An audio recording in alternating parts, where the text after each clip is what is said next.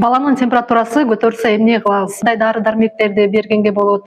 Кайсы убакта дары-дармекти бериш керек? Андыктан менин каналыма катталып, лайк басып туруңуздар. Кийинки видеодо дагы сиздерге пайдалуу кеңештер болот. Эгерде баланын температурасы 38,5тен жогору көрсөтүп аткан болсо, мындай учурда сөзсүз түрдө температураны түшүрүүчү дары-дармектерди беребиз. Үй шартында бул парацетамолдун сиропу, таблеткасы же болбосо светиси дагы бар. Мисалы кээбирки балдар дары сиропторду жакшы ичпейт, рвотный рефлекстер болот. Мындай кезде парацетамол светини колдонсоңуздар болот. 125 мг. Кандай учурда биз врачтарга кайрылышыбыз керек? Эгерде баланын температурасы бир күндө 3-4 жолудан 38,5тен жогору көтөрүлсө, бала бат-бат дем алып, курч дем алып, отдышка болуп аткан кезде, ошондой эле бала жакшы эмбей, суу ичпей, шалдырап жаткан кезде сөзсүз түрдө дарыгерге кайрылуу керек.